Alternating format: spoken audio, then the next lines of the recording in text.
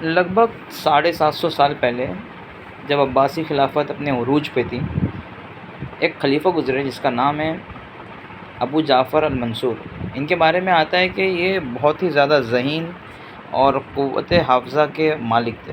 एक बेहतरीन क़ुव्वत हाफ़ज़ा थी कि जिस भी बात को या कोई भी चीज़ को अगर वो एक बार सुनते, एक ही बार में उन्हें वो याद हो जाता था। इन्होंने एक ऐलान करा रखा था अपने पूरी सल्तनत में कि जो कोई शायर इन्हें किसी नई नज़म या किसी नई गज़ल, ऐसा कलाम जो कभी किसी ने नहीं लिखा हो या किसी का कॉपी नहीं हो, अपना खुद का बनाया हो, अगर वो इन्हें सुनाएगा तो वो उसको उस पेज के बराबर, यानी जिस पे भी वो लिखा होगा, वो किताब के बराबर सोना वज़न करके देंगे एज़ अ गिफ्ट। जब ये ऐलान पूरे शहर में मशहूर हो गया तो बहुत सारे शोरा जो है वो दरबार में पहुँचे और उन्होंने अपना कलाम पेश किया। लेकिन हर शायर को कलाम सुनाने के बाद खलीफा ये कहते थे कि ये तो मैंने पहले भी सुना है, और फिर उसको उसी का वो पूरा नज़म, वो जो भी नज़म गज़ल होता था वो पूरा के पूरा उसको सुना देते थे।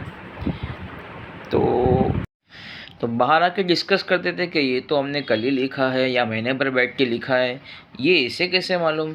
तो ये सिलसिला कई दिनों तक चला ऐसा कि शायर आते अपना कलाम सुनाते और खलीफा एक ही बार में सुन के उनको रिपीट सुना देता और कहता कि ये तो नया है ही नहीं। अब ये बात पहुंचती उस दौर के एक मशहूर शायर असमाई के कान में, असमाई नाम है इसका। तो जब उसने ये सुना कि ऐसा हो रहा है कि जब शायर पहुँचते अपना कलाम सुनाते तो अबू जाफ़र अल-मंसूर सुन के कहते हैं कि ये हमने पहले सुना है, और उसको सेम के टू सेम सुना देते हैं। तो वो फिर एक कसीदा लिख के लेके जाते हैं। अच्छा, लिखा हुआ जो रहता है वो बादशाह को सबमिट नहीं करते, जाके वहाँ पे उसके दरबार में सुनाते हैं कि मैंने एक कसीदा लिखा हूँ, आपके सामने पेश करता हूँ। फिर अगर ये नया निकला तो लिखा, जिस पे लिखा हो उसके वज़न के मिक़दार आप मुझे सोना दे देना, तो बादशाह ठीक है तैयार हो जाता है।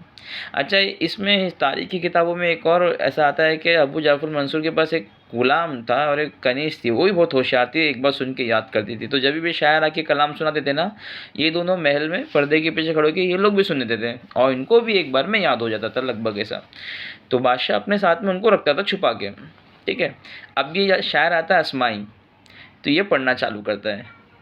अब ये कसीदा जो पढ़ता है, सौतु सफ़ीरुल बुलबुली, ये आपने भी अभी बहुत सुना होगा, रील में बहुत चल रहा है, बहुत। मैं आपको पूरा दिखाता हूँ। सौतु सफ़ीरुल बुलबुली हय्यज क़ल्बी समली अलमाउ वज़्ज़हरु मअन मअ ज़हरि लख़ज़िल मुक़्क़ली व अंत या सय्यदली व सय्यदी व मौलयली फ़कुम तयम्मनी उज़य्यलु अक़ीक़ली क़तफ़्तु मिन वजन्नतिही वमिन लस्मि वज़दिन ख़जली फ़क़ाल बस बस्सनी फ़लम यजिद बिलक़ुबुली फ़क़ाल ला ला ला समला ला ला वक़द अज़ा महज़ली वल्क़ुज़मा लसतरबन मिन फ़िअल हाज़ा रुजली क़ूलू लसु वली वली या वैलली फ़क़ुल्तु ला तुवल्वली वबैननी लुलुलली लमा रअतहु अशमता युरीद गैर अलक़ुबुली वबअदहु ला यक्तफ़ी इल्ला बित्तीबिल वसलली क़ालत लहु हीन कज़ा नहज़ु वजज़ बिन्नक़ली वफ़ित्यती सक़वतनी फ़हुव कलअसलली शममतुहा बिअस्क़नी अज़का मिन क़मर नफ़ली फ़ी वस्ति बस्तान ख़ली बिज़्ज़हरि वस्सुरूरली वल्ऊद दंदनली वत्तिब्लु तब्तबलली तब्तबि तब्तबि तब्तबि तब्तबयली वस्सक़्फ़ु क़द सक़सक़ली वर्रक़्सु क़द तब्तबली शवा शवा वशाहिशुन अला वरूक़ सफ़रंजली वग़ुर्रदल क़मरु यसीहु मिन मलली फ़िल मलली फ़लौ तरानी राकिबन अला हिमारि अहज़ली यमशी अला सलासति कमीशतिल अज़ंजली वन्नासु तरजमू जमली फ़िस्सौक़ि बिलक़ुलक़ुलली वल्कुल कअकअ ख़ुल्क़नी वमिन ख़वैलली लाकिन मशैतु हारिबा मिन ख़िशतिल अक़नक़ली इला लिक़ाइ मलिकी मुअज़्ज़मिही मुबज्जली या मुरली बिख़ल्क़िही हमरअत कद्दमि ज़मली उजरुन फ़ीहा माशियन मुबग़दिदल लिज़्ज़लिली अनल अदीबु अलमई मिन हय्य अर्ज़िल मौसिली नतमतु क़ितअन ज़ुख़रफ़ित यअजज़ु अन्हल अज़बली अक़ूलु फ़ी मत्लिहा सौतु सफ़ीरुल बुलबुली। ये कसीदा सुनने के बाद खलीफा को बस एक ही लाइन याद थी जो आप लोग को भी याद है, तब तबी तब तब तबी तब तब तबी तब तब यली, बस इतना ही उसको समझ में आया। फिर उसने अपनी कनीज़ और ग़ुलाम दोनों को कहा कि आओ सामने, तुम भी ज़रा सुनाओ। तो वो दोनों भी वहाँ से पर्दे के पीछे से निकले यही लाइन बोलते हुए, तब तभी तब तब तभी तब तब तभी तब तब यानी ये मतलब आप खुद सोचो ना, पूरा कसीदा सुनने के बाद आपको क्या लाइन याद है? आपको भी एक लाइन याद होगी बस, इससे ज़्यादा नहीं। तो ये अस्माई का एक कमाल था कि उसने कसीदा ऐसा लिख कर लाया अरबी में कि अबू जाफ़र मंसूर इतना स्ट्रॉन्ग पावर रख के भी, उसका मेमोरी पावर इतना स्ट्रॉन्ग था, फिर भी कुछ काम नहीं आया और फिर वो अपनी शर्त हार गया। फिर उसको वादे के मुताबिक जो है, फिर वादे के मुताबिक उसने कहा कि ठीक है, तो आप अपना किताब लाइए, वज़न करा के मैं देता हूँ उतना सोना आपको गिफ्ट। अब यहाँ पे अस्माई जो है वो चालाक निकला, उसने कहा कि अमीरुल मोमिनीन, मतलब खलीफा को लक़ब दिया था ये, कि मैंने जो ये कसीदा लिखा हूँ ना, ये मैंने एक ब्लॉक के ऊपर लिखा हूँ, एक पत्थर के ऊपर लिखा हूँ। तो आपको अपने मुहाफ़िज़ भेजने पड़ेंगे, बॉडीगार्ड जो भी है, उस पत्थर को पहले आप मंगाओ, फिर उसको वज़न करो। तो शर्त के मुताबिक जो बादशाह ने कहा था कि मैं उसके वज़न के मुताबिक सोना दूंगा जिस पे भी लिखा होगा उस किताब के।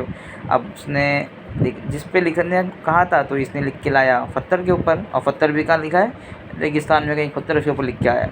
तो बादशाह मंगाता उसको पत्थर, फिर जब पत्थर को रख के वज़न करते तो भाई उतना सोना तो उसके पूरे ख़जाने में नहीं होता। उसने एक बहुत बड़ी रॉक के ऊपर लिख के रखा है, मतलब हज़ारों किलो के ऊपर। अब इतना सोना तो पूरी सल्तनत के अंदर नहीं है। अब बादशाह परेशान।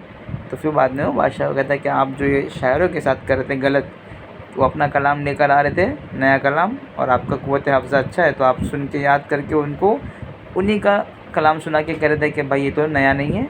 इस तरह उनको जो इनाम में रकम मिलने वाली थी वो आप बचा ले रहे थे, ठीक है?